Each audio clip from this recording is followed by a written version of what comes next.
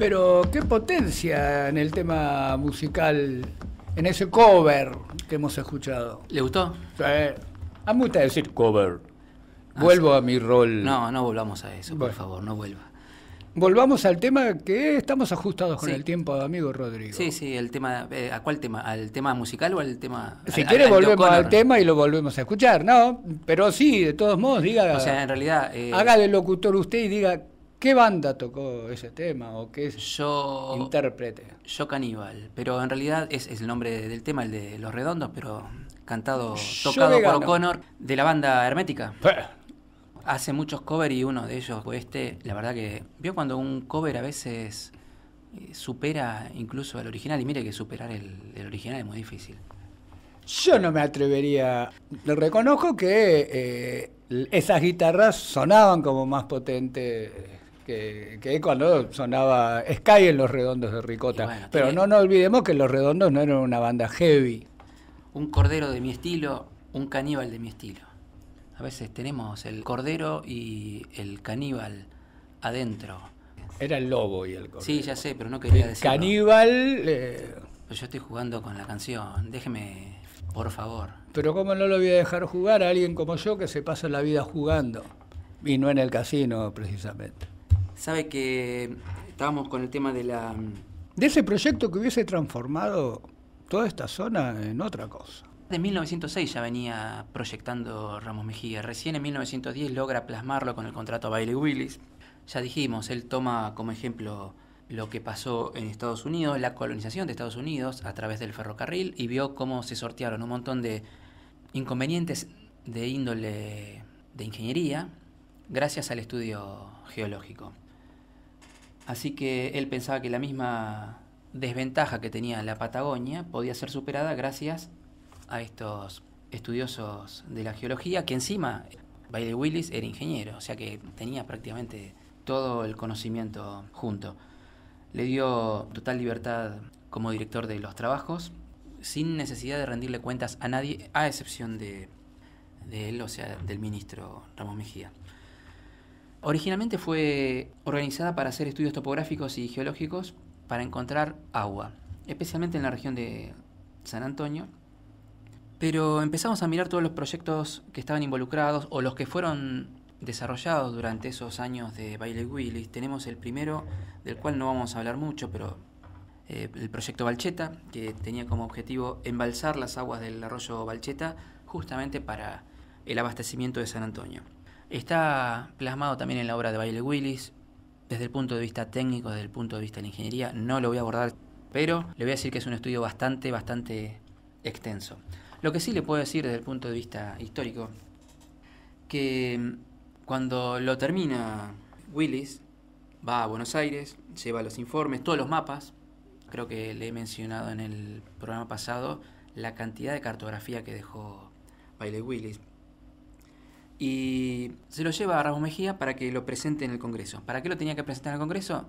Para que le aprobaran el presupuesto. Él había calculado que con su proyecto podía abastecer no solo al ferrocarril, sino que aparte podía abastecer a 10.000 personas en San Antonio. También podía proveer de agua en una extensión de 100 kilómetros a lo largo de la vía férrea. El informe lo presentó el 10 de octubre de 1911 con el título de Proyecto de Reclamación Balcheta. Estaba firmado por Willis y por otros ingenieros que formaban parte de su equipo. Ramos Mejía llama al director de irrigación y le encarga que controlara el presupuesto y preparara la información para elevarla al Congreso, para que le asignaran el presupuesto, el dinero correspondiente. Y este director de irrigación, sin siquiera mirar los planos, dijo que el proyecto era Inviable. era impracticable. Ramos Mejía le dijo: no me importa, lo vas y lo presentás. 6 meses después, Willy le pregunta a Ramos Mejía qué había pasado con el tema del proyecto, que él había llevado los planos, que había llevado todo el proyecto. Y Ramos Mejía le contesta que no había sido posible obtener las asignaciones y que de los planos no sabía nada, no sabía ni quién los tenía. Tiempo después empezaron a averiguar, qué pasó con los planos de Willy, que estuvo acá laburando 4 meses haciendo los planos y para presentar en el Congreso. La cuestión es que se lo llevó a la casa del director de irrigación y se prendió fuego la casa y desaparecieron los planos. Sin embargo, Bailey Willis, previsor, piola, diríamos, en realidad le había entregado copias, no le había entregado los originales. Eso con respecto al proyecto Balcheta. Después el proyecto del ferrocarril transcontinental, porque él decía que era necesario vincular el Océano Atlántico con el Pacífico. Organizó todos los estudios topográficos, también los estudios geológicos, para tratar de encontrar agua, pero también para elaborar un recorrido del trayecto del ferrocarril. Junto con otras líneas también. Sí, exactamente, porque Ramón Mejía le pidió a Willis extender la línea, primero a través de los Andes, pero aparte no era solo una línea que iba de Atlántico a Pacífico, tenía algunas líneas transversales, por ejemplo una que estaba proyectada por la cordillera desde la zona de Junín de los Andes hacia la zona de Bariloche. Era un proyecto bastante completo. En algunos casos similar al que había planteado Lascuaga en algún momento. Bueno, el de Lascuaga era distinto porque ese venía de Mendoza. Son varias las veces que se proyectaron ferrocarriles paralelos a la cordillera. Por supuesto que ninguno se llevó a cabo. Tuvo que pedirle permiso al gobierno de Chile porque justamente para hacer un proyecto de ferrocarril transnacional tenía que pedirle al... Ver qué había del otro lado. Exactamente. Así que Willis se trasladó a Chile y continuó los estudios del otro lado. Cruzó a caballo la cordillera, o sea, a medida que iba haciendo los estudios del lado de Chile, iba avanzando hacia el lado argentino, cruzó la cordillera hasta que se encontró nuevamente del lado argentino. O sea, no es que él le encargaba a otros que fueran a medir, que fueran a ver, sino que él mismo encabezaba todo el trabajo. El informe final también fue presentado a Ramos Mejía en 1912. La idea era que justamente de la futura ciudad industrial de Nahuel Huapi llegase hasta el Correntoso, después por el oeste del lago Traful hasta el Villariño. Algunos mapas de esos de Bailey Willis los tenemos publicados en la página de Más Neuquén, digo masneuquén.com por si la gente los quiere mirar o quiere saber de qué se trata.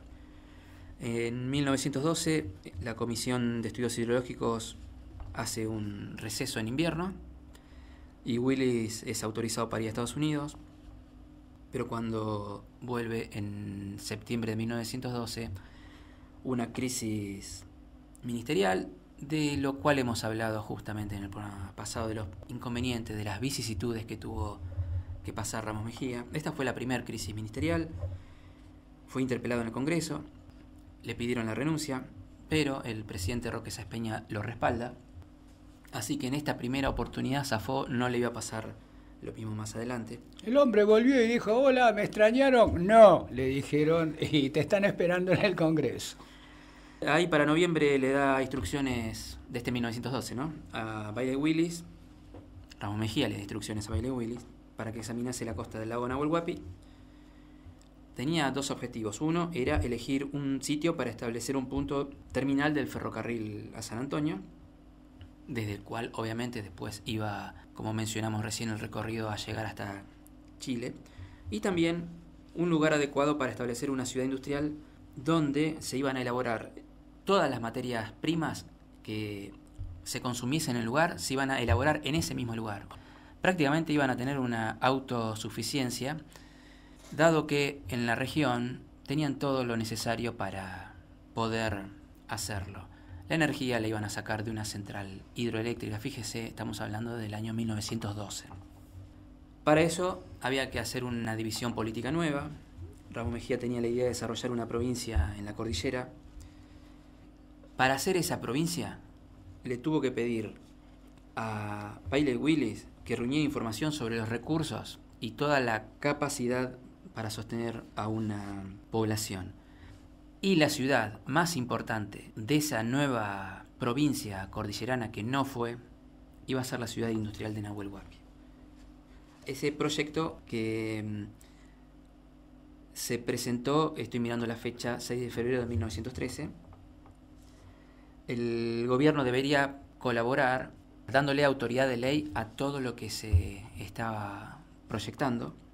También se hablaba de un sindicato, pero no sindicato desde el punto de vista gremial, ahora vamos a tratar de aclararlo, que iba a proveer al a los capitales que quisieran invertir y que iban a actuar como agentes de gobierno en la colonización y fomento de la región. Y después había un tercer punto que era el tema de los colonos, que eran los que iban a explotar comercialmente o también industrialmente, y que se iban a ocupar de que cualquier empresa que quisiera estar en la región lo pudiera hacer, que también los recursos, no me refiero a los recursos económicos, sino los recursos logísticos, también se pudieran implementar.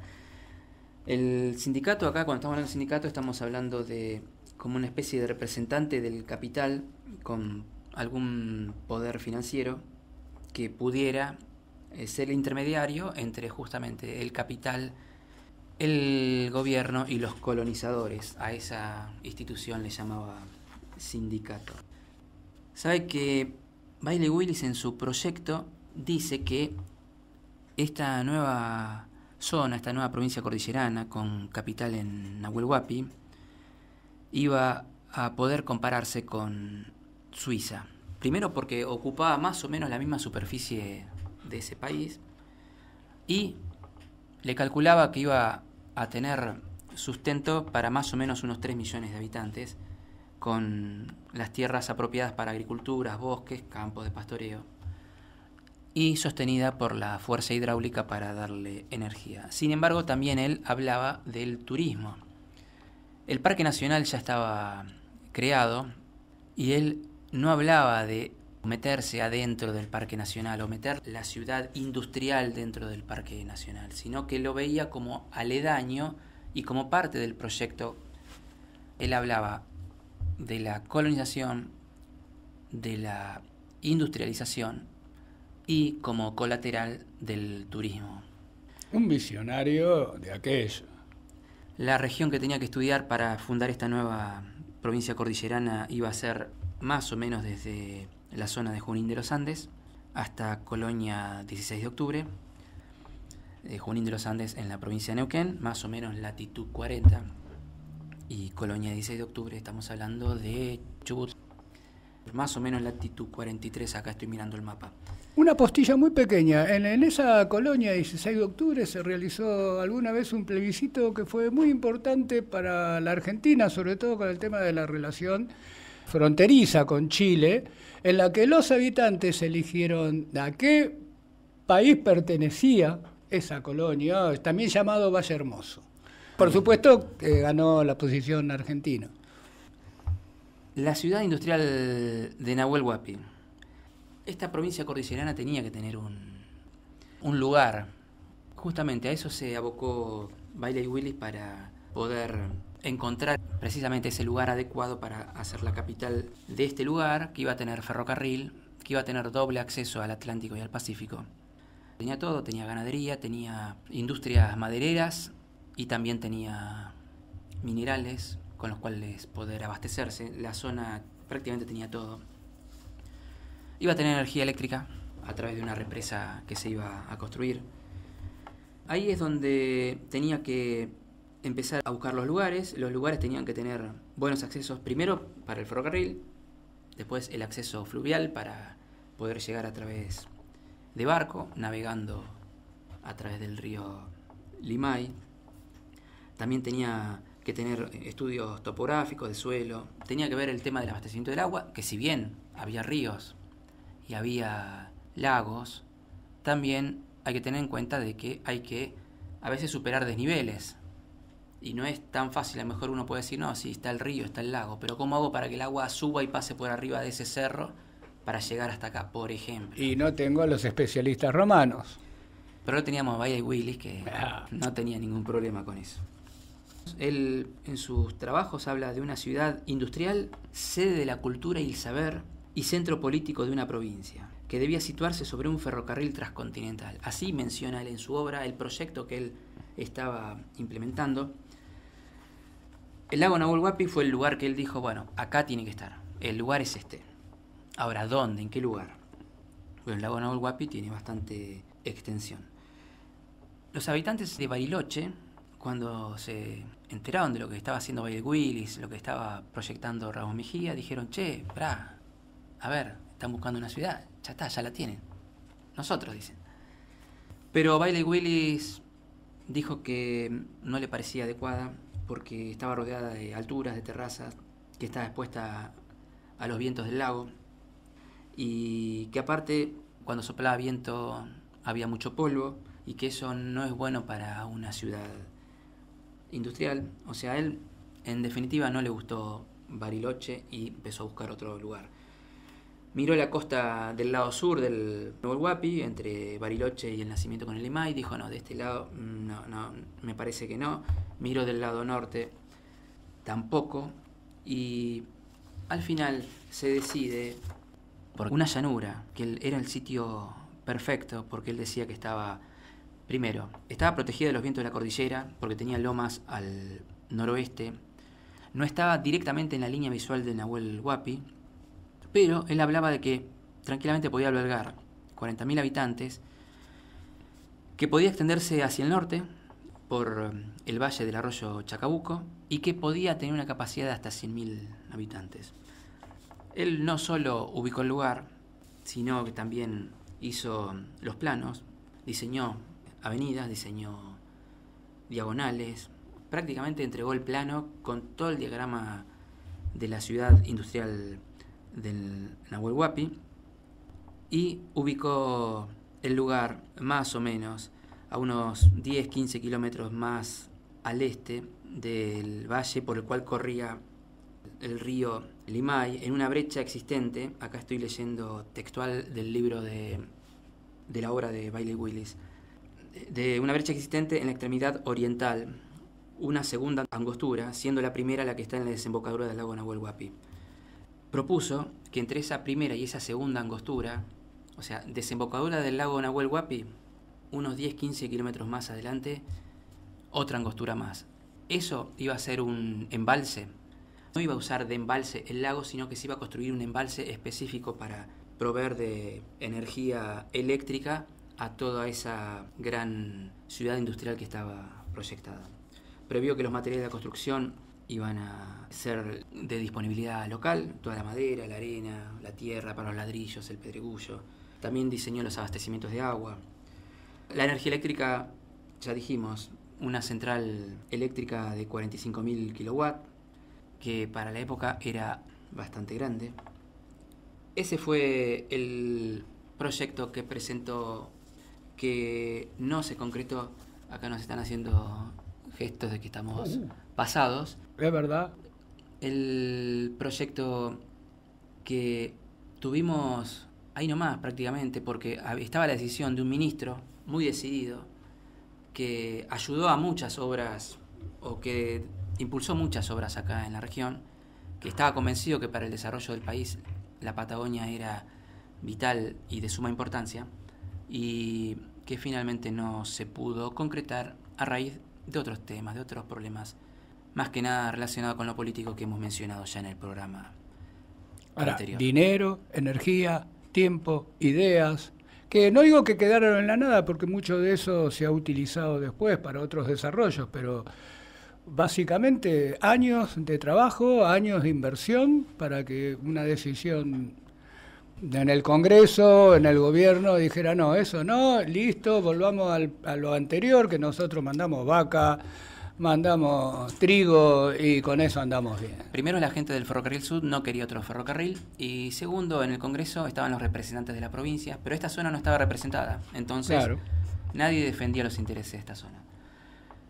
Pero no dijimos el nombre de esa provincia, lo voy a decir yo, y con eso nos vamos a despedir hasta el sábado que viene de toda nuestra audiencia, pidiéndole disculpas al programa siguiente por estos minutos que le hemos robado. La provincia de los lagos, la provincia que no fue. Nos vemos, estimado Jorge. Si te toca ir arriba antes que yo, porque existe la vida eterna. Lleva de parte mía un cocumelo, por si no llovía en el cielo. Y de parte de los 22, se lo das al chico cuartetero. Y dale un abrazo muy largo a mis amigos que se fueron primero.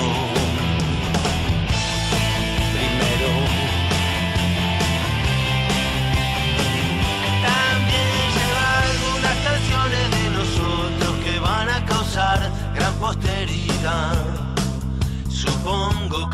una ciudad entera y me sirve de consuelo si me esperas allá. Muchos amigos se fueron antes que yo y me dejaron solo.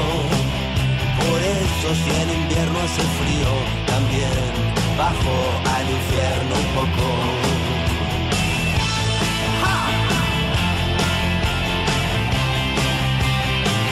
Al infierno un poco.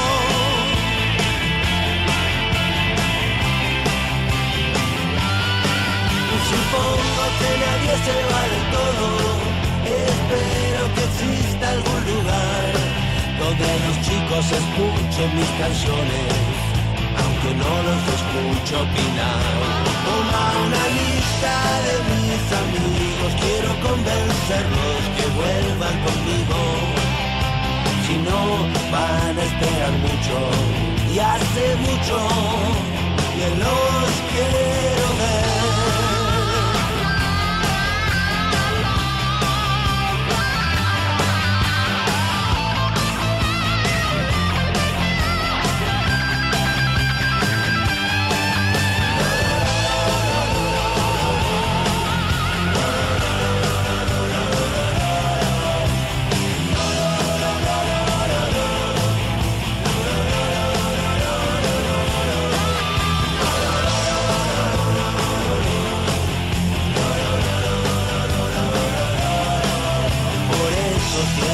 Hace frío, también bajo al infierno un poco.